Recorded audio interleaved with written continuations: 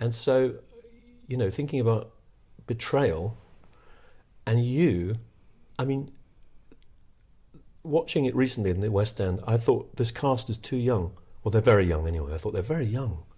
And then I looked again and realised that you were 32 when... Yes. And that was that the first time you met Harold, auditioning? Yes, I auditioned for that. And I was 31 when I had my birthday. I was 32 during the run of that. And I'd just had a baby. And had a terrible time having this baby, who was 2 pounds 9 and tiny. And I got called up by the National to go and audition for Betrayal. And so I had no one. I was just at home. I had a 3-month-old baby. So I took the baby with me and left it upstairs with the casting people and went down, and there was Harold and Peter Hall in the rehearsal room, both in black suits. And they asked me to read. So I did. And I was more concerned to get up to the back to the baby. The baby, because I thought there was a feed expected or whatever. And sure enough, as I went up the stairs, I could hear this screaming baby. So I got there, and I was just looking after, feeding the baby, and Harold walked into the room and said, "Penelope." So I said, "Yes." So he said, "I'd like you to be in my play." So that's how I and then they asked Dan, who I was married to, Dan, to be in it. Mm-hmm. And Mike Gambon, who I knew because I'd worked with him on the Norman Conquest, which was some plays by Alan Ayckbourn. And so that's how that came about. And then the critics, particularly Michael Billington, wrote terrible reviews of the play because they were annoyed with Harold. Yeah. They thought it was inconsequential, the play, and about people who ran art galleries, and because, up until then he'd written plays which were rather more sort of gritty in their eyes. Mm-hmm. And then, of course, everyone had a complete bouleversé of thought about the play. And it was supposed to run at the National, because in those days plays lasted for about 6 months. And it went on for about a year, because the audiences loved the play. And it's become one of his most popular plays. Do you mean the bouleversé happened during the run? Yeah. That people realised they'd got it wrong? No, they didn't, but the audience did. I mean, the audiences, you couldn't get in. It was really, really successful. So the word of mouth was extraordinary. Very good. Everyone enjoyed the play. Because it was it is a wonderful play. Mm. I mean, some of the language in that play, his declaration of love, Michael's declaration of love, Jerry's declaration of love, in the last scene is one of the great love scenes ever written. Do you know the state of catatonia? Yes. Have you been to the Sahara Desert? It's wonderful. I always think of him, because I played Jerry once, I always think Jerry must it's best to assume that he's very, very drunk. I don't know. I don't think Michael played him particularly drunk. Right. He played him completely, he is drunk, but not to the point where he has to declare his love. No. That's the betrayal, because there are a number of betrayals. It's not just that betrayal. There's the betrayal of their relationship, but also the betrayal of what they've decided to publish, and that relationship, and the man, and the sort of things they've settled for in life, because one of them was the new writer and the other was the new publisher, and they've sort of settled for something. So there are a number of betrayals in it. It wasn't just a sexual or a friend's betrayal of another friend. No. And the depth of truth about people, must be partly what is sustaining its incredible popularity as a play. I mean, globally, it's done everywhere all the time. Yes. In fact, it's easily Harold's most produced play in America, probably anywhere. But I would have thought that that's in the same way that a great poet writes something that finds its place in the world slowly but sure inexorably and enters people's awareness at depth. It's because of the depth of truth about these betrayals and how universal they are. Yeah, and how universal they are. And how devastating. And a small pebble thrown into a pond and the ripples that go out from that. Absolutely. It still packs an extraordinary punch. Even Well, the language is wonderful, because Harold is all about language. I mean, that's what he's interested in. And he's interested in... there's never a word too much in Harold's work. He hones it down so that you have actual essence of what he wants to say, and nothing is wasted, and every word is chosen, and then it's thrown onto the page, so it doesn't look careful at all. It looks sort of haphazard, and but it isn't. Everything is, and you can't really, like any great writer, it's like Shakespeare. There's a rhythm to Harold's work, and you can't substitute something, find another word. You have to play it exactly as written, and take note of the punctuation too, because punctuation is very important. There's a lot talked about Harold's pauses and silences, and he got a bit annoyed by the end and said, "I wish people wouldn't stop going on about it." It's just a sort of, it's a help to understanding, because a pause is something that you can make, but a silence is often made between two people. So a pause you can make in conversation, but a silence involves two people. And that's the difference. And I think that's what I found anyhow, not just in Betrayal, but in all his plays. Yes. That I've done. So, it's a long time ago, but rehearsing with Peter Hall, who wasn't shy of saying that he found something akin between Harold and Mozart. Yes, well, it's very musical, and Peter was very musical, and Harold is very musical. So there is, it is like a trio or a quartet. Yes. Often his pieces are like, I mean, they're not big orchestrations. The ultimate, the feeling at the end is like an enormous orchestra, but actually they're played by a very small trio or a quartet. And usually in his plays he doesn't have enormous casts, and very rarely does he have big casts. It's usually 4, 5, sometimes 2. So do you remember anything about what it was like to discover obviously you wouldn't have been thinking, wow, we're creating these roles, although you were, but for example, we know that Peter Hall sometimes likes to have a rehearsal where people speak the subtext, or where people actually play the hidden emotion.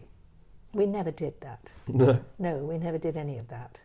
Harold was there all the time, and we just found the scene. Harold he gave Michael Gambon a very good piece of stage direction, where he had to embrace me, and Harold, and of course Dan was in the rehearsal room, and we were doing this scene, and Michael has to give me an embrace, kiss me, and Harold got up and said, "Excuse me, Dan," and then said to Michael, "Do you mind if I show you how this should be done?" and showed Michael how to kiss me. So he had to ask permission. Yes, because Dan was sitting there, but also he wanted it done in a certain way, and also Harold liked girls. Yes, yes. So he liked kissing them. And was that an occasion, do you think, for laughter? And Well, yes, but he was quite serious. He wanted it done in a certain way. It wasn't just fortuitous. I mean, it wasn't just... But it's so of the play itself Yes, to want to He said, excuse me. put his arms around you in front of two husbands. Exactly. That's wonderful.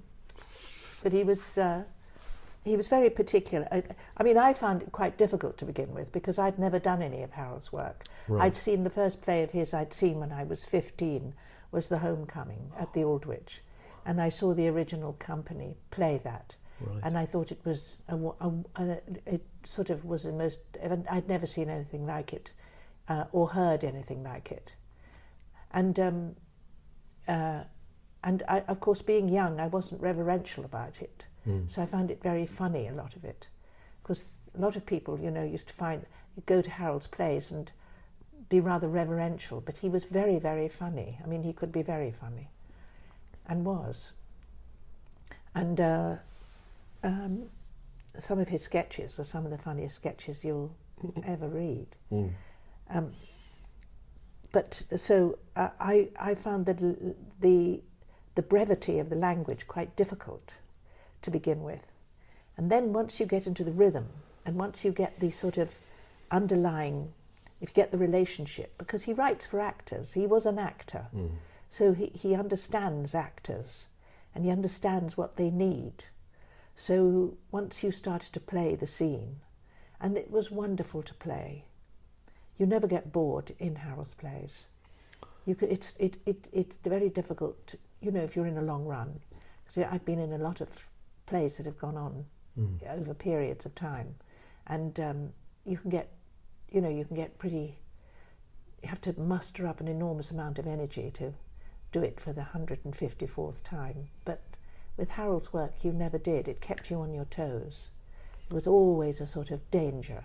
There is a danger in the writing. He liked that sort of conflict, and not obvious conflict. There was a sort of underlying unease that people have with one another or in situations or because of a situation. And he sort of, he was very good at exploring that part of our psyche. It's such an English, well, the cliche is it's a very English characteristic that we say one thing while meaning quite another. Emma is obviously capable of tremendous dishonesty in the pursuit of, how would you say it? What does she know what she's doing? Or Well, I mean, they all have a... Or is it a sort of intoxication and you only find out afterwards what you've done? Well, Jerry's done it too. They've all done it. Yes, they've all done it. So... And Harold was doing it, and Peter Hall did it. So I don't think she had any moral judgment about herself. When it... At the beginning of the play, the first scene is people who haven't read Betrayal realise that the first scene, two scenes are consecutive, and then it goes backwards, the play goes backwards. So you have to sort of, you have to read the play to understand that, and before you start working on it. And so the first two scenes are in the present, and then you work back over that relationship and how it started, really. And I don't think, like any great writer, they don't make moral judgments about the characters. It's up to the audience to make their decisions about whether they know what they're up to or not. But it is an affair that's been going on for 5 years. And Jerry and Robert have been having lunches for 5 years. And in many respects, the love affair is between the two men, I think. Not a physical love affair, but that is the relationship that really, at the end, endures. You think in that play, that is the deepest of the triangular relationships? I don't know whether it is, but it's certainly a very, very deep relationship between the two men, I think. There's a scene where they have lunch together. Yes. And they sort of they know they both know what's going on, but they just don't say it. There's a lot of what's not said. Yes. So you see, it's got many layers. What's boring about plays that are not very well written is that you know everything. So the audience is ahead of you all the time, Yeah. and you're catching up. And the one thing about theatre is that you have to stay, if you're going to keep an audience in its seat, is you've got to stay ahead of the audience. So they never know what's going to happen. And Harold could always do that. You never knew in Harold's work. And you could look at it and go and see it many times and find completely different points of view and points of interest that you hadn't noticed before. Yeah. And that made me think of music again, because in terms of what's not said, you know, when a quintet stops playing when there's a moment of rest, Mm-hmm.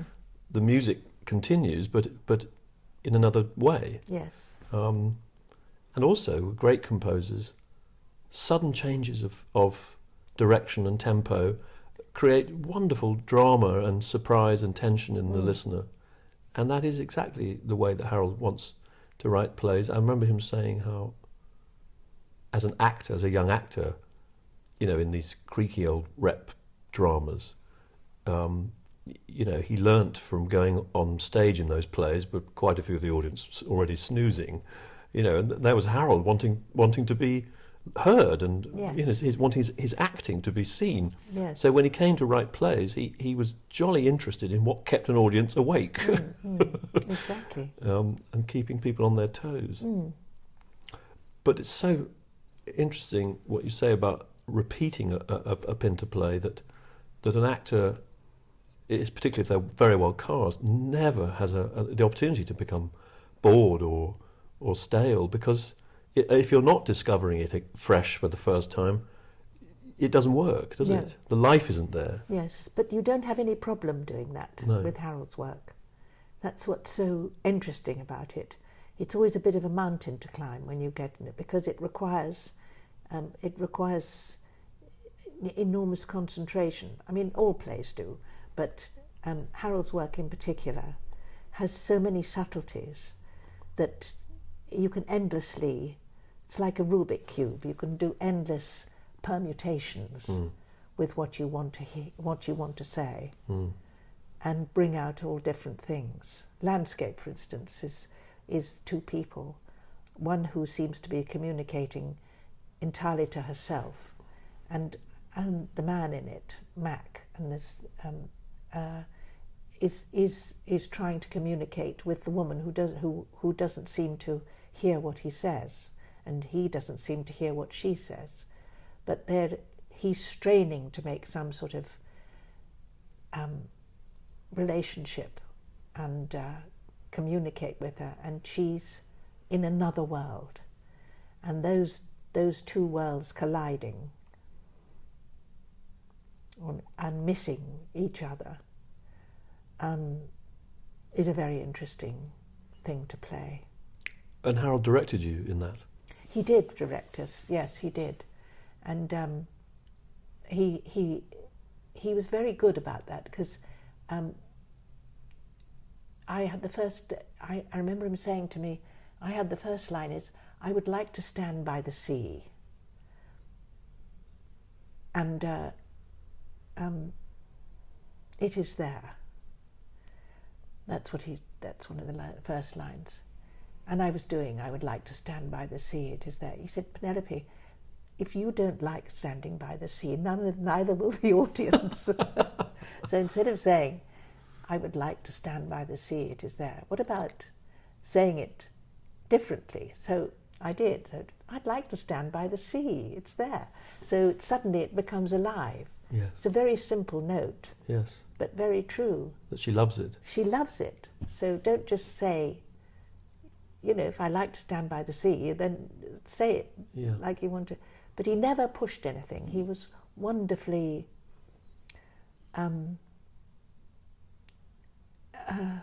collaborative in his work, and tremendously encouraging thing about Harold is that he was one of the few people when I didn't work with him, and he was very loyal. He used to come and see other things I was doing, and I never minded him being out front because I knew he was on my side.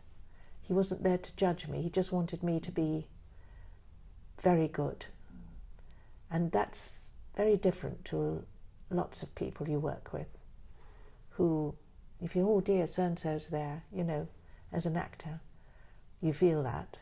But with Harold, I never did. He, you know, and he saw all sorts of things, and had an interest in. He was interested in all sorts of theatre, and he had good manners too. So if he didn't like it, he didn't go on about it too much. But I did a play by Enid Bagnall called The Chalk Garden, and a number of people said, "Oh, why do you want to do that old play? I mean, it's really sort of middle class, boring rubbish." And I said to Harold, "What was Enid Bagnall like?" Because she was very much of the sort of that time, the 50s and 40s and 50s and so on, and of that sort of class. And he said, "Oh, she was tremendous fun," he said. I mean, he accepted everybody. And he loved T.S. Eliot. He came to see a family reunion. And T.S. Eliot was very anti-Semitic, but Harold was his favourite poet. He loved his poetry. In fact, when he died, at his funeral, I read a piece from Little Gidding because he loved it. Yeah. I think it was the same piece. One of the 4 quartets. I think it was the same piece that he read from for Simon Gray's yes, it was. funeral. So a play like Landscape, which is the form of which is so spare and pared back and of the essence. There's a lot of repetition in it, phrases that are relished. You have one section where a particularly haunting section where you actually repeat an entire paragraph, a short paragraph, but you say it all twice.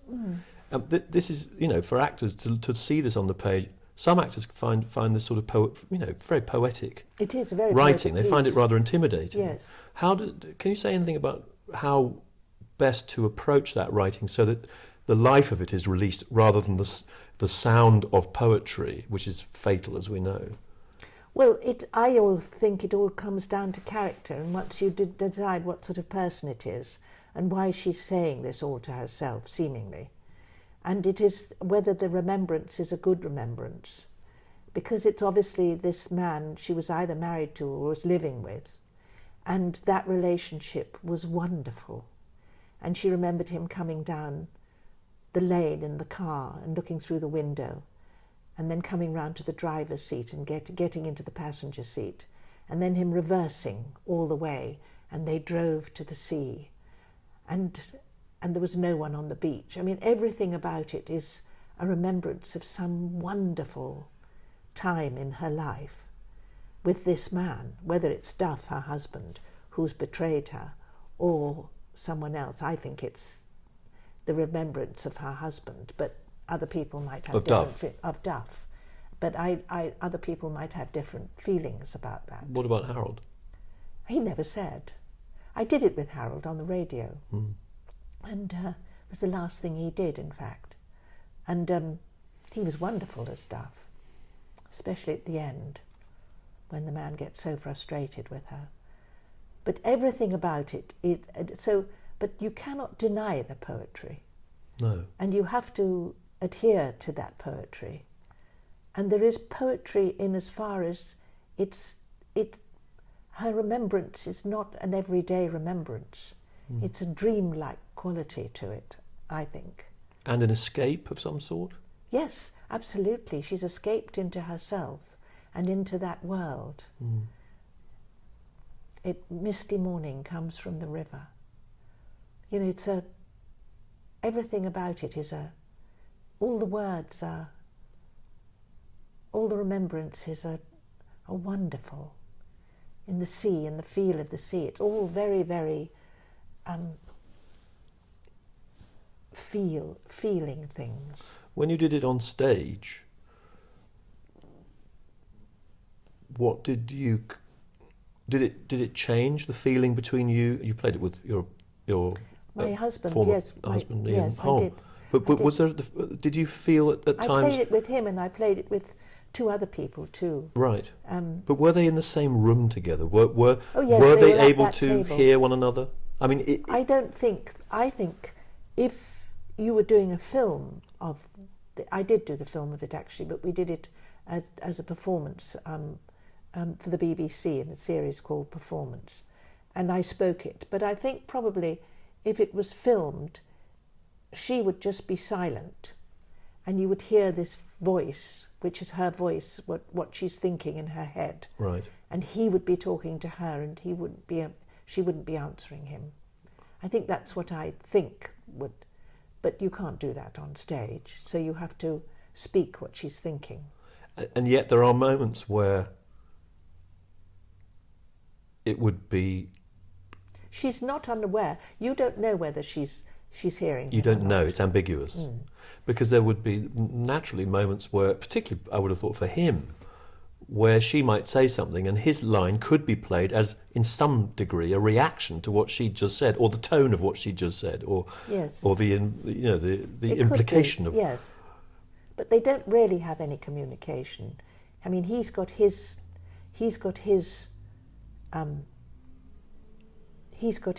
story, his thoughts, and she's got hers. And there is a terrible space between them, isn't there? I mean, the description, The gap. the brutalisation of her on the floor in the hallway, Yes. with the gong and all that. Yes. I mean, that's And a the truly scissors. terrible, And the thimble. And awful, brutal, violent description of what we can only call Frustration. a rape of some sort. Yes. Do you agree with that? That Yes, there's been a violation? I would have you on the floor. Yes, absolutely. And is that to some extent the I underlying? think he's driven mad by her. Yes. I think he confesses in the play that you were looking in the mirror and I came and my hands touched your bottom, and I'd done something. I told you, didn't I? I'd been on that trip, and I let you down. I let you down. That's right. That There's so much pain and grief in that. I know. It's a very, very painful piece. I mean, this is part of Harold's extraordinary gift as a poet, is the compression of this sort of human loss and grief and pain Yeah. that is then revealed in often in what is not said, or in the avoidance of it in what is said, and then sometimes in the utterance of itself. I mean, I'm now thinking of a kind of Alaska. You might almost say that Beth is a sort of sister to Deborah, Yes. in terms of her removedness from the present moment, trapped in some way. Well, I think Deborah is a wonderful creation of Harold's, because he gets the voice of this girl, and she is a girl. She's sort of 17, and a spoilt girl. She's precocious girl who has things she thinks about, and Harold knows all about her. Yes. And gives her a voice, and her realization of what's happened to her at the end is the most terrible. She can't cope with what's happened, so she goes back. She has a moment. She says, "Do you know what it's like? Those rooms with glass walls, and the drip. I'm hearing a drip. And these ever-ending empty rooms with glass walls. That's what it's like there. It's a terrible, terrible end. I think I understand. Thank you," she says at the end. And Thank you for what? Absolutely. I mean, he's brought her back. I suppose this is based on the real story of Yes, it's Awakenings. Of the injections they were given that brought them back for a very temporary. For the L-Dopa. Temporary period. It did bring some of them back for quite a while, and some of them, I think, actually managed a sort of life, but others went back into this sort of catatonic state. And they couldn't come back again. No, but he didn't base it on any one person. Right. He made that all up. Yeah.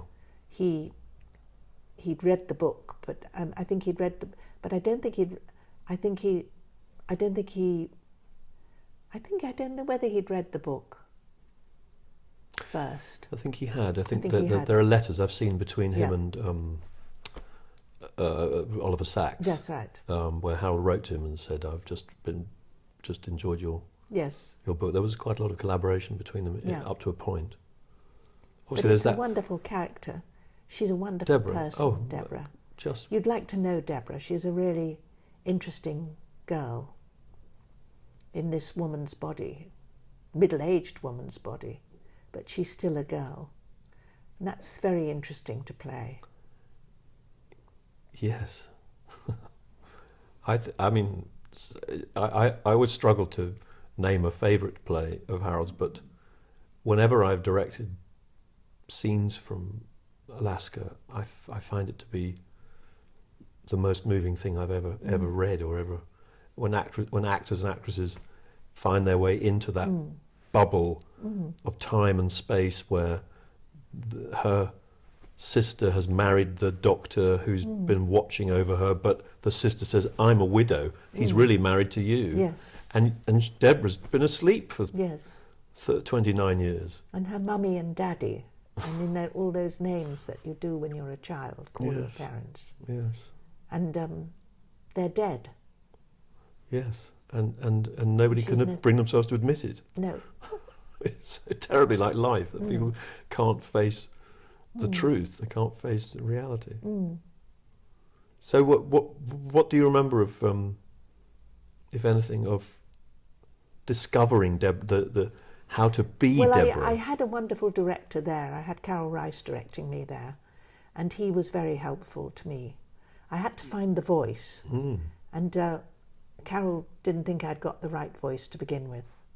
So I had to find a voice that wasn't going to be annoying to listen to after a bit, but a voice that wasn't my voice, which was too mature, and a voice that had a young person's voice. But so I did that. I tried to find that, which took a while.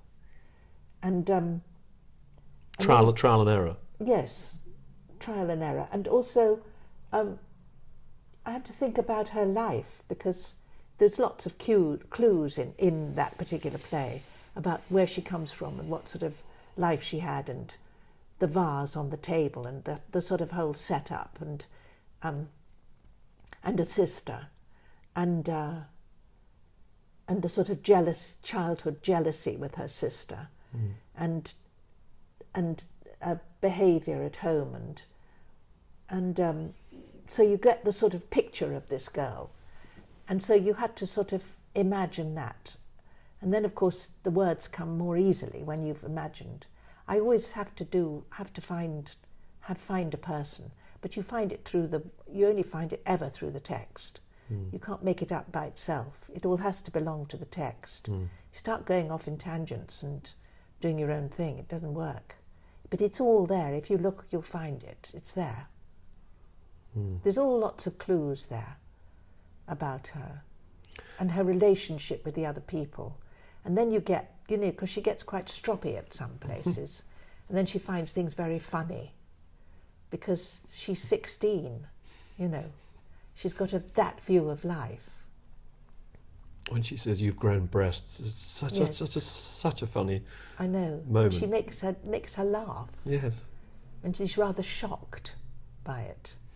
I've heard people, including people who knew Harold very well, talk about a sort of channel that he might have had to the unconscious, quite a direct and open channel that wasn't available all the time, but when it opened, characters like Deborah kind of roared through. They were fully present somewhere in his... He wrote a piece called Voices in the Tunnel, you may have read, where, I haven't read that. where it's a beautiful prose piece, I think partly to do with coming back from anaesthetic, but just that for him, some of the characters were more real than real, and it was all he could do to keep up with them and get them down on the page, because they when they showed up, think of Davies or Lenny from the Homecoming. When they showed up, Harold's job was just to kind of get out of the way and try and keep a grip on them so that they didn't literally run riot. Yeah. And you think of Deborah and how that would almost be the only way you could have written her, would be if she just arrived fully formed, saying, Yes. I'm here, Yes. here I am, write me down, this is Yes. what I say, Yes. this is who I I think am. you're right. I think you're absolutely right. I think that's, it's so accurate about a young woman. He spent a lot of time looking at people, Harold. He was always on time, and if you were having a supper or lunch with him or whatever, he'd always been sitting there with a drink, waiting, observing. True. Absolutely true. And he observed all the time. But he was such a wonderful listener too. So the minute you sat down, he would put his attention on you. Yeah. What have you been up to? And I think that's also true with his characters. Yes. Is he sort of says, tell me what you've been up to, and then they do. And then they do tell him. The thing about him is that as a person and in his plays, there was nothing fussy. He was just his outline was very clear, and the outline of his plays are very clear. And he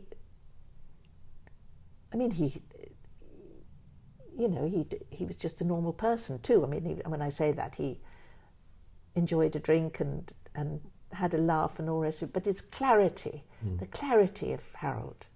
And he liked you to be clear. He liked you to say, he didn't like it when the thought was muddied. He wanted you to be clear. And he made it very easy for you to be clear in your acting, because he cut away any things that were getting in the way. Do you, like a lot of actors, sometimes find yourself pulled out of the moment and become a kind of Looking at myself. observer of yourself? Do you find that happens to you? I do from time to time. That's when my concentration goes. It's not very useful, that, I don't find. No, because actors are in the worst position possible to assess their own Yes. performance. So, but on the whole, if one's acting is about concentration, and you only get really sort of thrown when something takes that concentration away, or you take it yourself. Often you do it yourself or you miss something, you miss a beat, and then sometimes your concentration goes, and you sort of you think back on that beat you've missed, so then it makes it worse because you miss the next beat. Oh gosh! And then that sort of Well, you're makes making it me worse. think of scene 1 of Betrayal now, because if you miss a beat in scene 1 of Betrayal, you're on the back foot. Well, on the first night of the first preview of Betrayal, we were having a terrible time at the National because there was a strike going on, and there was a strike of stagehands and all the backs, and they wouldn't tell us if we were going to go up. Actually, on the first night, they weren't going to tell us if we were going up till 6 o'clock in the evening, and we were going up at 7 because it was a first night. So there was a great deal of worry. But on the first preview, was also a bit of a worry, and there was a lot of shenanigans going on there, and Peter Hall was having to manage it, plus direct the play, and Harold's new play. And you're opening a new play by Harold, so there's always a bit of a kerfuffle going on. And in the first scene, as you well know, in Betrayal, there's Jerry and Emma meet in this pub to have a drink, and there's only one other character who's the barman, and he goes and doesn't have anything to say, the barman. He gets 2 drinks from the bar and brings them over to this small table where we're sitting and puts them down. And Michael was rather nervous, and certainly I was. And he put a large pint in front of me and the glass of white wine in front of him. And I looked down and I thought, oh, fuck, I've got to drink 2 of those, because he says, shall we have another one? And so I thought, And he looked down too, and he suddenly realised at the last moment, because the first line is cheers. And so he quickly swapped the glasses. But he was so nervous, he said cheers, and hit his teeth, hit the glass, and all this beer went all the way down his front. We got over that. And actually, it rather lessened our nerves after that, because it got off to a bit of a difficult start. But anyhow, it was fine. It's a lovely idea, though, because Jerry, you could play Jerry that he's, a bit jokey and jaunty and, Michael did play him like that, actually. He was quite jaunty and... light. Yes, much light, very light. Yes. Yeah. He was, he was very light and on his toes. Mm. Well, he must be thinking, what the hell does she want? Why now? Yes. What's going on? That was all played very light. I mean, but actually the whole, like the Torcello scene, when Robert saying, I say, it's Torcello tomorrow, isn't it? He says, what? I say, we're going to Torcello tomorrow, aren't we?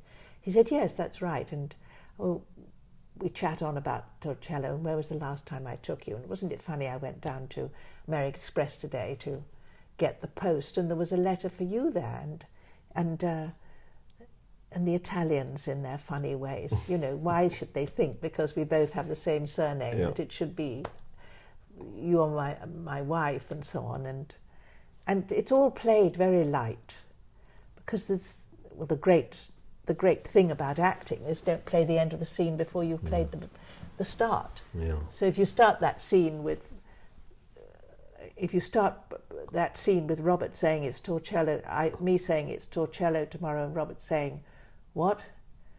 You've played in two lines. You know what the scene's about. Something's wrong. Yes. So you don't give that project away. the feeling. Don't give anything away, and he's certainly not going to give anything away until he knows, because why should he? And also he's in agony, poor chap, and he's not going to show that.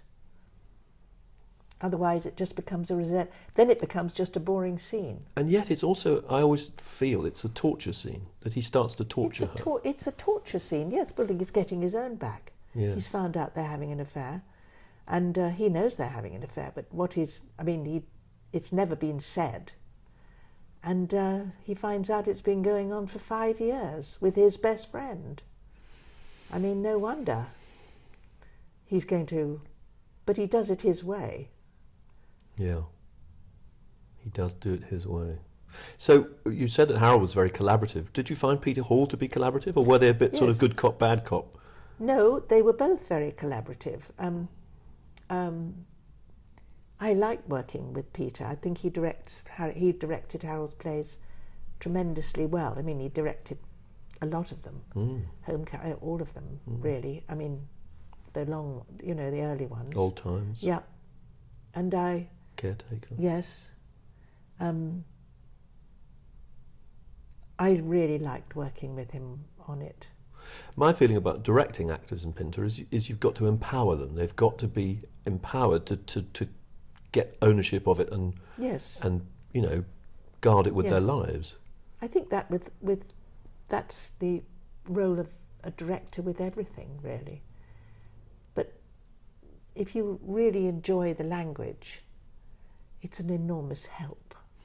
Well, that's something that you are, especially, if I may say so, wonderfully good at. And I wonder whether you already knew that at some level. Were you very into poetry as a young actor, or was this something that you grew into? I was rather dyslexic at school, so language, when it was said, when I heard it, was very important to me. Yes. Rather than just being something that you read and it stayed as an intellectual idea. It came to life as soon as it was said. And I think that's very important.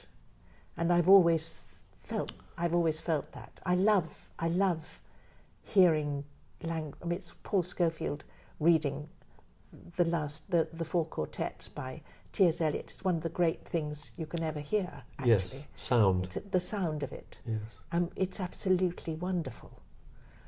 So, you know, and Harold's language.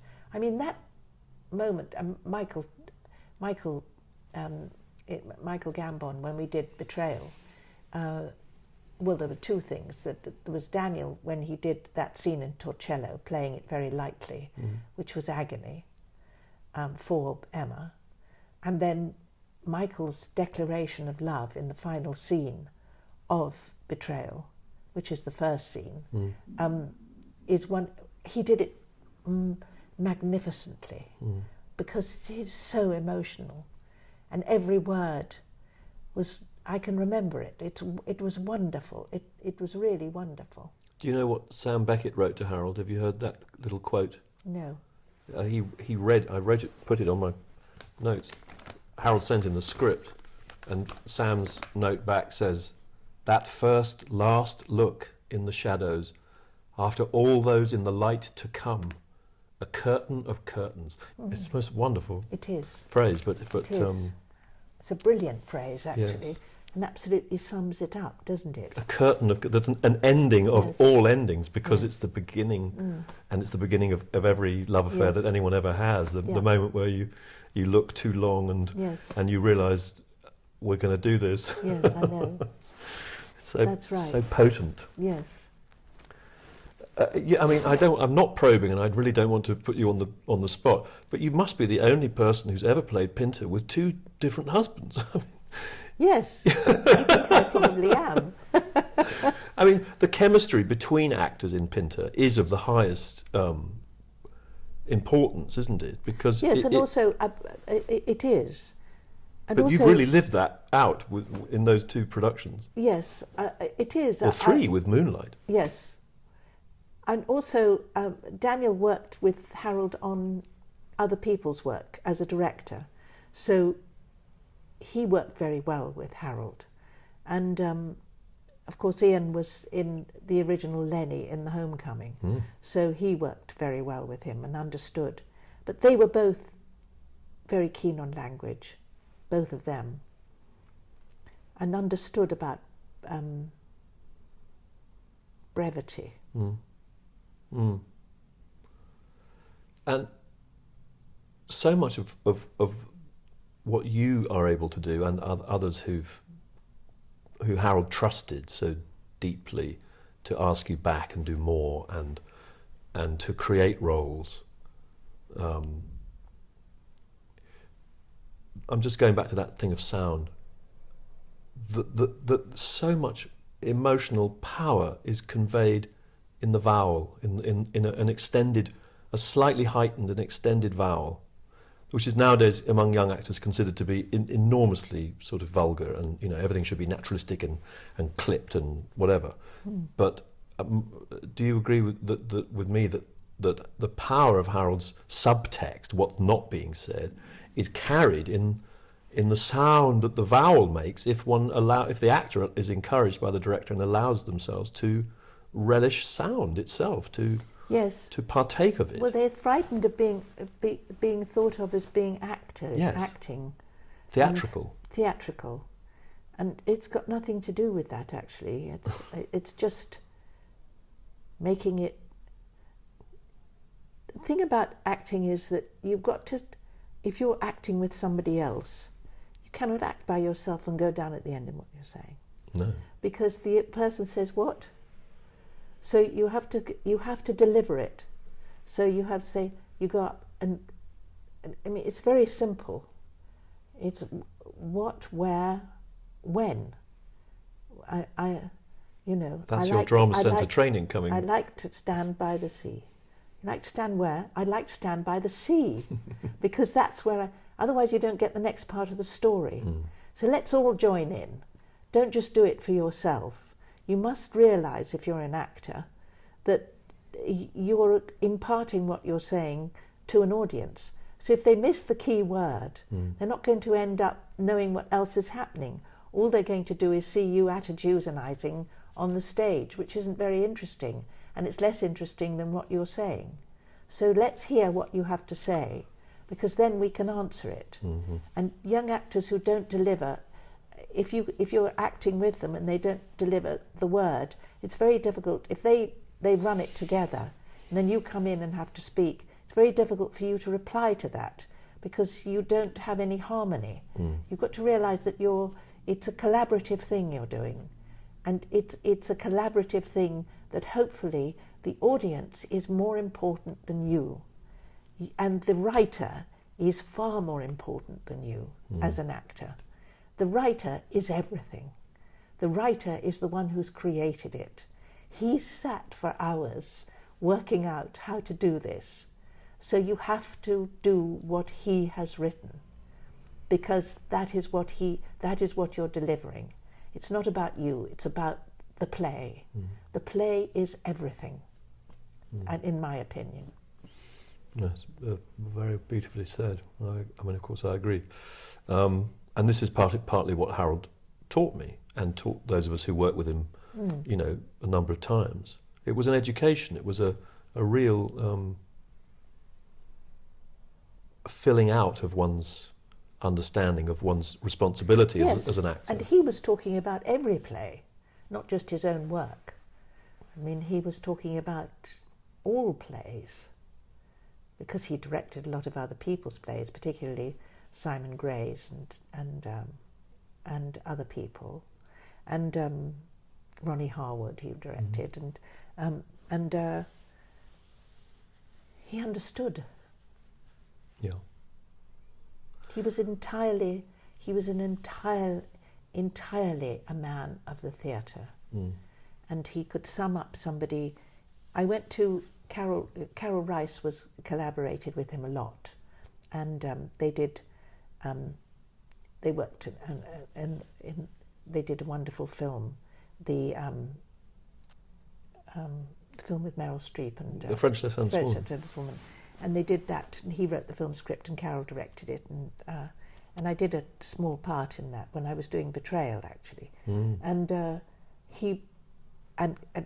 Carol understood Harold very well, and Harold understood Carol. So they worked wonderfully well together. But they were both their own men.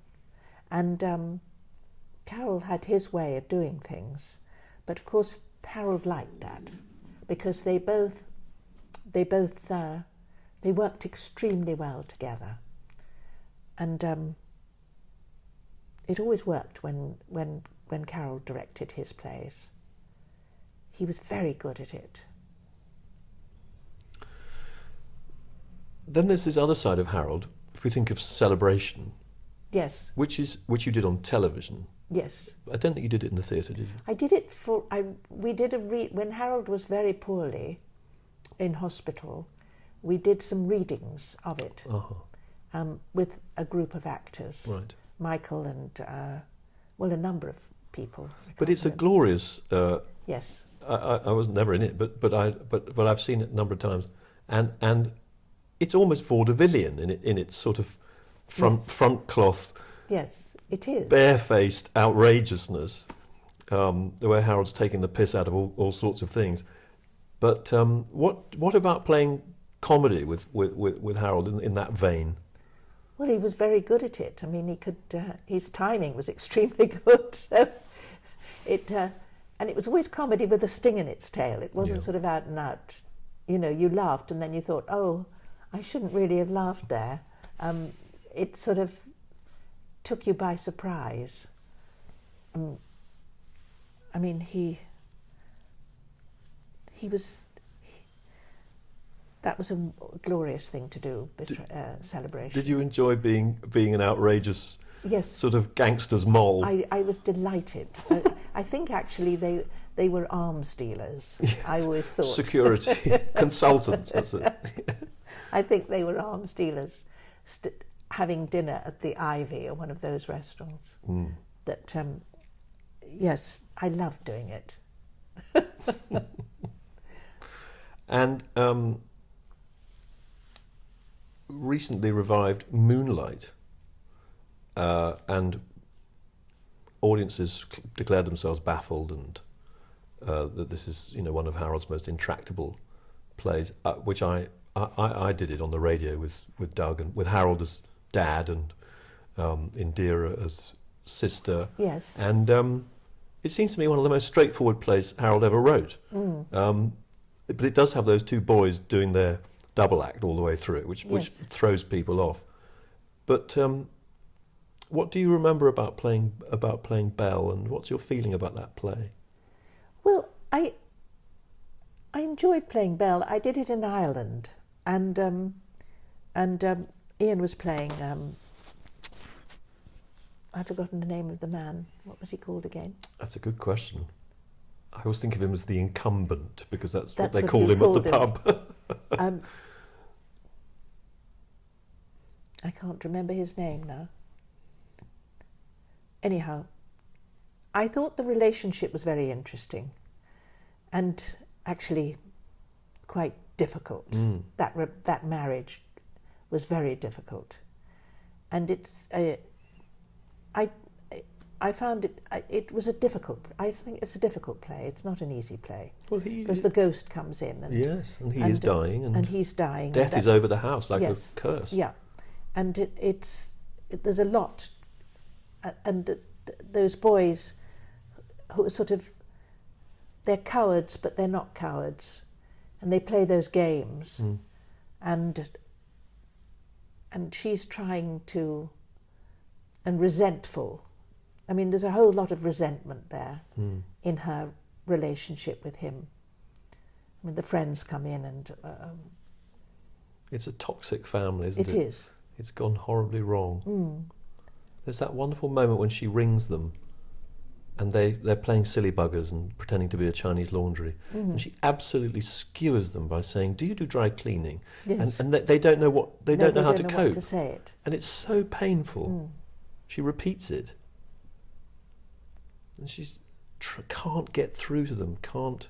But she's sort of, you feel that she's given all the energy to the husband, and the children have sort of become seconds. Yeah, I think that's right. And somehow Bridget's been sacrificed in all this. Yes. Never find out how she died, do we? No. But no one's gone. No one's got over it. No one. Especially not him, actually. I nearly had his name then. Yes. But he hasn't got over it. No, he hasn't. Nobody has. And those friends come round and everyone's terribly phony and jolly and Rafe the referee. You've played a number of these women in Harold. Beth in Landscape, Emma in Betrayal, Belle in Moonlight, Julie in Celebration, Tess in the... And Tess, I'd love to come to Tess. What do you... I mean, people say things about Harold's marvellous writing for women, but how do you view these women who have so much... I mean, for one thing, they're often navigating their way through a man's world to some extent, especially Emma, I suppose. But their independence of spirit and their unique, their particularness. How would you say it? What do you like about playing Harold's women? Well, for those very reasons you've said. I mean, the thing is that Harold sees people, doesn't see them as women or men. He sees them as people. So, I mean, he gives them a context, of course, but they have their private... He understands. The thing about great writers, like Chekhov. I mean, you know, you could say the same about Chekhov. I mean, Madame Ranevskaya, Madame Arkadina, Masha, all those characters. They're all people who have terribly rich inner lives, and that's what Harold writes. So when you're playing them, you've got this safety net of this personality that is completely 3, 4, 5 dimensional. I mean, you know, there they are, and I've never seen him as being a great writer for women. I've said a great writer for people. I mean, he just is. He understands. he doesn't see the difference. I mean, he was a great appreciator of women as a person. He enjoyed their company, and he admired. I never felt that he treated you any different if you were a woman, in a professional way, at all. No. His women are very. They're all very substantial, right down to the birthday party and all those women I hadn't played, Homecoming, and Yes. they've got a mystery about them. They have a mystery about them. All of them have a mystery about them, actually. They're all something unexplained. Yes. Well, I love that line of Hearst's in No Man's Land, where he's describing trying to successfully seducing Spooner's wife, and says that he took no more than that part that all women keep in reserve for a rainy day, which is a way of saying, something bloody mysterious is going on. But I just think that Harold's female characters, if you think of The Room, for example, the very first play, Rose, who's married to an absolute Neanderthal, racist, murderous brute, and yet when she's finally penetrated by the arrival of the stranger, there's so much heart in her, but she's had to suppress so much in order to exist in this world. And I think that is something very strong in Harold's writing, that he understands that a woman who doesn't understand her own power and how to use it, how to deploy it for her own security and furtherance in the world, is going to find things pretty tough. But he writes these women who have taken that on and found a way. Yes, I think he has. I mean, I've never thought of it, actually. Not that I agree with everything you've said, but I've never really analysed that, because when you're offered, when you do one of Harold's, that's what you're met with. It's on the page. It's on the page. So I've never questioned it. I've never actually questioned that aspect. And I agree with everything you said about that, because it makes it very clear. But as an actor, I've just taken those people and found out about them through the text. So all the women in Celebration are in some sort of bind with the world, even the maitress. All of them with the men. With the men, yes. And to some extent they've had to sacrifice some of their autonomy, some of their even. Well, all of them have, actually. The even wonderful... the Maître d', even the yes. Under Maître d', the woman, she has someone who's in charge, who she has to answer to.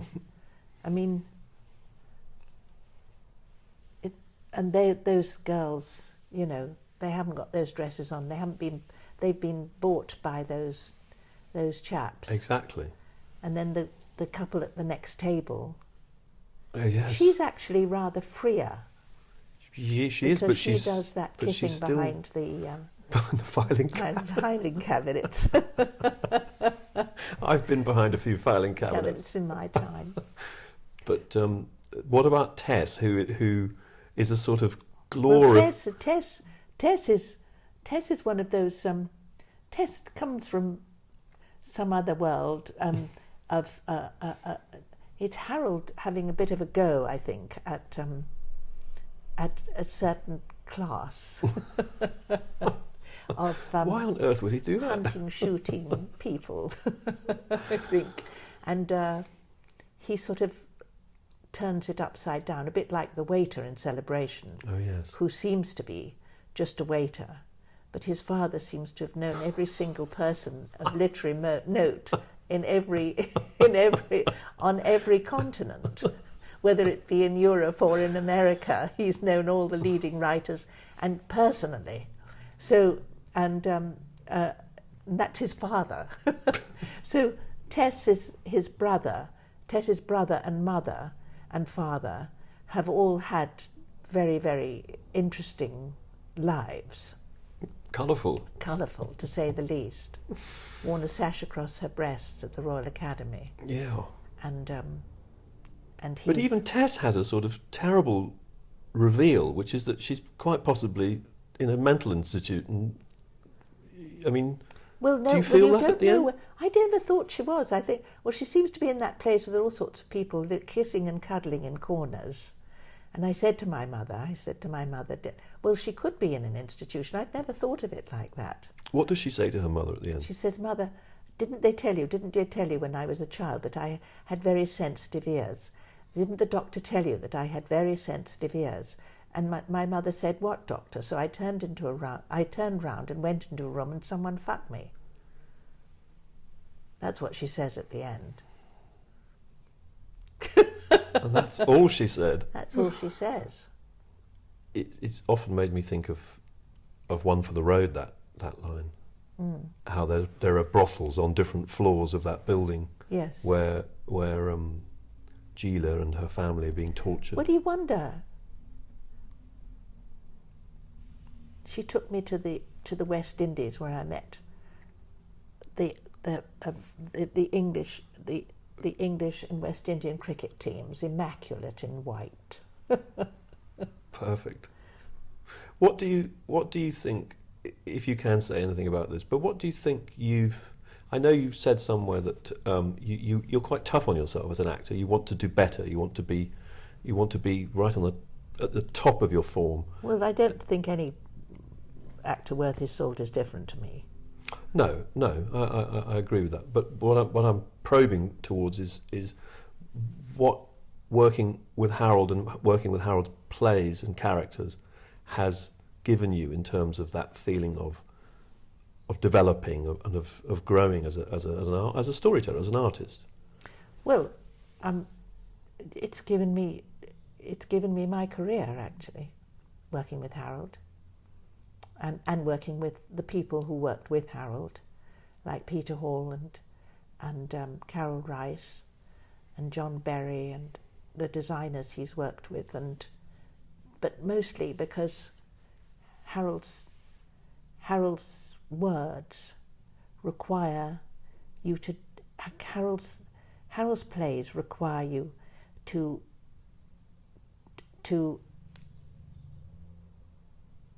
find out about yourself and mine yourself, I think. And I don't mean that in a facetious or stupid or a seemingly it sounds a bit of a sort of silly, precocious thing to say, but actually you have got to find something. You've got to notice what Harold notices. You have to just be very good. You have to be very good to be in his plays, your best. You have to, not saying, each to his own, but you have to be at your very best, your sharpest, and you have to be at your most concentrated, and you've got to enjoy them too. They're very enjoyable. You've got to understand how to enjoy those plays, to play them, and it's a very collaborative thing. Acting is a very collaborative thing. And I've been lucky enough to work with these people who I've collaborated. It's not just you. You're never alone. They back to you. So there's been some wonderful actors I've worked with. And that's how you... And also you do his plays. I mean, his language. I can't get away from actually the fact that it taught me to listen and hear and understand the difference between really good writing and not such good writing. And not such good writing is fine, and it's very enjoyable to do, but Harold's work is really there. It's in a different world, Harold is in a different world as a writer. I remember him saying about Beckett that he felt that Beckett had smashed a mirror and had passed through to the other side of the mirror and was looking back at the world, trying to tell the truth about what really goes on. And I think that's what I take from what you just said about what Harold brings out of us as actors. He compels us to be as brave as he is. Yes. And if some of the audience are prepared to go on that journey as well, then good. But he doesn't worry. He gives you that, and he says you can either take it or leave it. He doesn't force anybody to do anything. He doesn't manipulate. He doesn't say like me. He doesn't say dislike me. He says this is what it is, and here we are, and we're going to join together and do this. I'm talking about the audience and me and him, and me delivering it with a lot of other people. But that's what he wants. He wants. That's what I meant about him being an entirely theatrical being. He understands. That's his medium. His medium for everything he wanted to say was in the theatre. Penelope Wilton, thank you very, very much for talking for coming to me about Harold. Thank you so much. Thank you.